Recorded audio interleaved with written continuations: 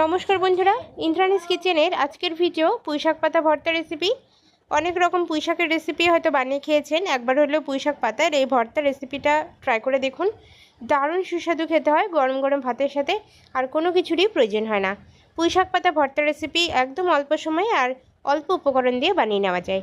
কিভাবে বানাতে হবে পুঁইশাক পাতার ভর্তা রেসিপি, চলুন ঝটপট দেখে নেওয়া যাক।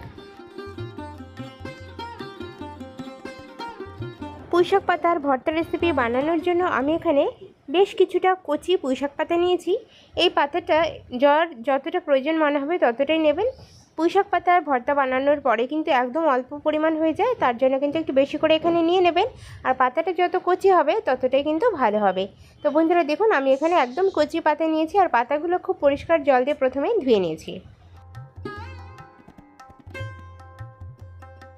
এবার দেখুন, পাতাগুলোকে আমি একটা জায়গায় নিয়েছি, নেওয়ার পরে একটা ছুরির সাহায্যে যতটা ছোট করে কাটা বা কুচানো সম্ভব ততটাই ছোট করে কিন্তু কুচিয়ে নিচ্ছি।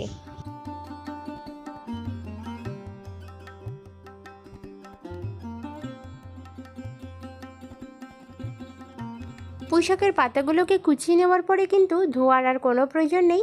এবার আমি সরাসরি পাতাগুলোকে নিয়ে চলে যাব কড়াইয়ের কাছে।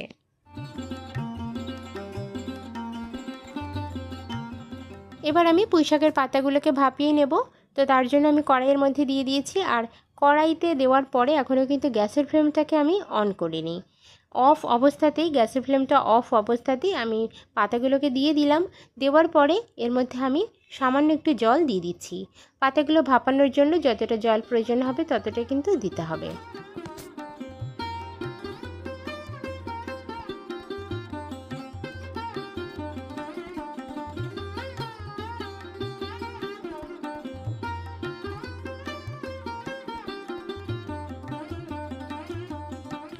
তো বন্ধুরা, পুঁইশাকের পাতাটাকে ভাপানোর জন্য এর মধ্যে প্রয়োজন মতো নুন দিয়ে দিতে হবে।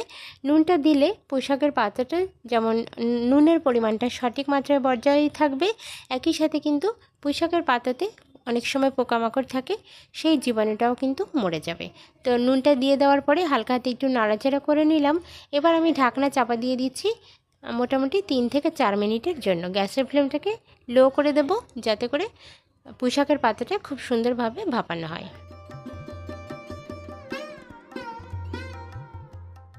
3 থেকে 4 মিনিট মতো আমি কিন্তু ভাপিয়ে নিয়েছি, আর ভাপানোর পরে দেখুন পাতাটা কিন্তু খুব সুন্দরভাবে সেদ্ধ হয়ে গিয়েছে।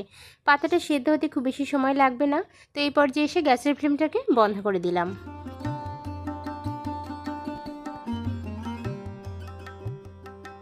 তো বন্ধুরা দেখুন, এবার আমি ছাঁকনির মাধ্যমেই পাতার জলটাকে ঝারিয়ে নেব।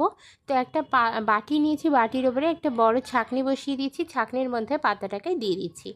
এবার এই জলটা নিচের বাটির মধ্যে সংরক্ষিত হবে, আর এদিকে পাতার যে জলটা সেটা কিন্তু খুব সুন্দরভাবে ঝরে যাবে। তো একটা বড় ছাঁকনির সাহায্যে আমি এই কাজটা করছি, আপনারা যে কোনোভাবে কিন্তু পাতার জলটাকে ঝরিয়ে নেবেন।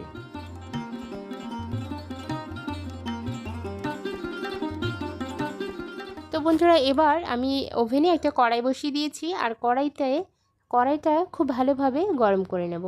কড়াইটা খুব ভালোভাবে গরম করে নিয়ে তার মধ্যে সরষের তেল দিয়ে দিচ্ছি। আর সরষের তেলটাও দেখুন গরম হয়ে গিয়েছে। এই পর্যায়ে এসে এর মধ্যে আমি দিয়ে দিচ্ছি কালো জিরে। 1/2 টেবিল স্পুন পরিমাণ কালো জিরে ফোড়নে দিয়ে দিলাম। তো বন্ধুরা, আজকের রেসিপিটা কিন্তু সরষের তেল দিয়ে করছি। সরষের তেলের রেসিপিটা সবথেকে ভালো হয়, তবে আপনারা পছন্দসই যে কোনো তেল দিয়ে কিন্তু করতে পারেন। কালো জিরেটা, আর তার সাথে আমি দিয়ে দিচ্ছি 2টো শুকনো লঙ্কা। শুকনো লঙ্কা দুটোকে ভেজে আমি কিন্তু তুলে নেব। একদম মুচমুচে করে শুকনো লঙ্কা দুটোকে ভাজতে হবে।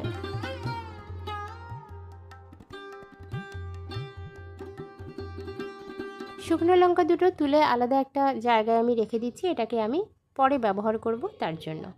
আর এই কালো জিরাটা যে ফোড়নে রয়েছে তার মধ্যে দিয়ে দিচ্ছি বেশ কিছুটা রসুন। আজকের রেসিপিতে রসুনের পরিমাণটা একটু বেশি দিতে হবে। রসুনগুলো কিন্তু খুব সুন্দরভাবে আমি কুচিয়ে নিয়েছি একদম ছোট ছোট করে। তো কুচানো রসুন এখানে ব্যবহার করছি, আপনারা চাইলে রসুনগুলো গোটাও রাখতে পারেন। তো দেখুন, রসুনটাকে একদম সোনালি কালার আসা পর্যন্ত একটু ভেজে নিতে হবে।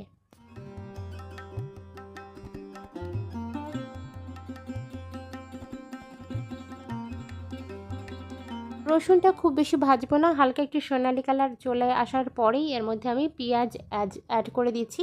পেঁয়াজ এখানে একটা মিডিয়াম সাইজের পেঁয়াজ আমি কুচিয়ে নিয়েছিলাম, মিডিয়াম সাইজের পেঁয়াজের অর্ধেকটা পেঁয়াজ এখানে দিয়ে দিলাম, আর বাকি অর্ধেক কুচানো পেঁয়াজ কিন্তু আমি রেখে দিয়েছি, সেটা কিন্তু পরে ব্যবহার দেখাচ্ছি। আর এখানে দেখুন কাঁচা লঙ্কা কুচি দিয়ে দিচ্ছি, ঝালের জন্য কাঁচা লঙ্কা যে যেমন খাবেন সেই অনুযায়ী দিয়ে দেবেন। তবে আজকের রেসিপিতে ঝালের পরিমাণটা একটু বেশি হলে খুব ভালো হয় খেতে। তো কাঁচা লঙ্কার পরিমাণটা দেওয়ার কিন্তু একদম নিজেদের উপর ডিপেন্ড করছে।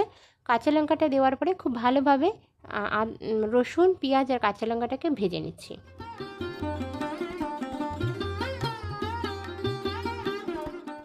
তো দেখুন খুব সুন্দরভাবে ভাজা কিন্তু হয়ে গিয়েছে পেঁয়াজ আর কাঁচা লঙ্কা, রসুন। তো এই পর্যায়ে এসে এর মধ্যে আমি সামান্য পরিমাণ হলুদের গুঁড়ো অ্যাড করে দিচ্ছি। একটু হলুদ দিলে রেসিপিটার টেস্ট এবং কালার কিন্তু দুটোই অসাধারণ আসবে। তো তার জন্য সামান্য একটু হলুদের গুঁড়ো দিয়ে দিলাম। দেওয়ার পরে আরও একবার একটু সমস্ত জিনিসগুলোকে 1 মিনিটের মতো নাড়াচাড়া করে ভেজে নিচ্ছি।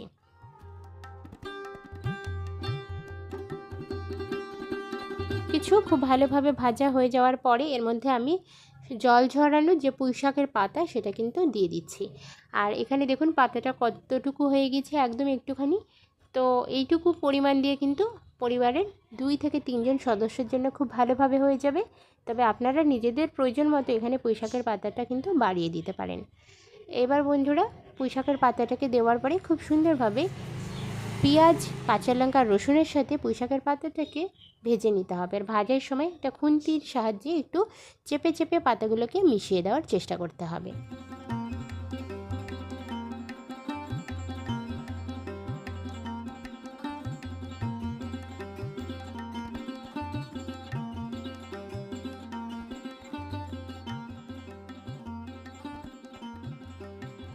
পাতাটা এবং পেঁয়াজ আর রসুনের সাথে কিন্তু খুব সুন্দরভাবে মিশে গিয়েছে। এ পর্যায়ে এসে এর মধ্যে আমি সামান্য একটু নুন অ্যাড করে দিচ্ছি, যেহেতু নুনের পরিমাণটা আমার কাছে কিন্তু একটু কম মনে হচ্ছে।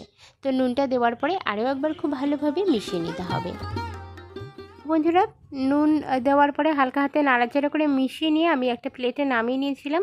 আর নামিয়ে নেওয়ার পরে এখানে আমি যে জিনিসগুলো করেছিলাম সেটা হচ্ছে 3টে জিনিস এখানে দিয়েছিলাম। একটা হচ্ছে দুটো যে শুকনো লঙ্কা আমি ভেজে তুলেছিলাম, শুকনো লঙ্কা দুটো গুঁড়ো করে দিয়েছিলাম, তার সাথে দিয়েছিলাম কাঁচা পেঁয়াজ, আর তার সাথে 1 টেবিল স্পুন পরিমাণ সর্ষের তেল। এই 3টে জিনিস এই প্লেটে নামানোর পরে আমি অ্যাড করেছি, বাট সেটা কিন্তু একটুখানি স্কিপ হয়ে গেছে, আমি দেখাতে পারিনি, তার জন্য ভীষণ হার্ট থেকে সরি। কারণ ওই জায়গাটা যে স্কিপ হয়ে গিয়েছে আমি কিন্তু খেয়াল করতে পারিনি তখন। তো বন্ধুরা এই 3টে জিনিস একটু অ্যাডজাস্ট করে আপনারা মনে করে দেবেন। আর এই 3টে জিনিসই কিন্তু মেইন আজকের রেসিপিটায়। প্রথমে দিয়েছি শুকনো লঙ্কা, যেটা আমি ভেজে তুলে রেখেছিলাম সেটা গুঁড়ো করে, তার সাথে কাঁচা পেঁয়াজ আর 1 টেবিল স্পুন পরিমাণ কাঁচা সর্ষের তেল। আমি আপনাদের সুবিধার্থে আবার একবার একটু মুখে বলে দিলাম। তো এই কটা জিনিস দিয়ে হাত দিয়ে খুব সুন্দরভাবে মেখে নিতে হবে। মেখে নেওয়ার পরেই কিন্তু জিনিসটা একদম পারফেক্টভাবে তৈরি হয়ে যাবে। ভিডিওটার শেষ অংশে কিছুটা জায়গা স্কিপ হয়ে যাওয়ার পরেও আপনারা যে সম্পূর্ণ ভিডিওটা নিজেদের মতো মানিয়ে গুছিয়ে নিয়ে দেখেছেন, তার জন্য আমি আন্তরিকভাবে ভীষণভাবে আনন্দিত এবং ধন্যবাদ জানাই সবাইকে। দেখা হচ্ছে নতুন একটা এপিসোড নিয়ে, নতুন একটা ভিডিওতে। ততক্ষণের জন্য সকলে খুব ভালো থাকুন, সুস্থ থাকুন। ধন্যবাদ।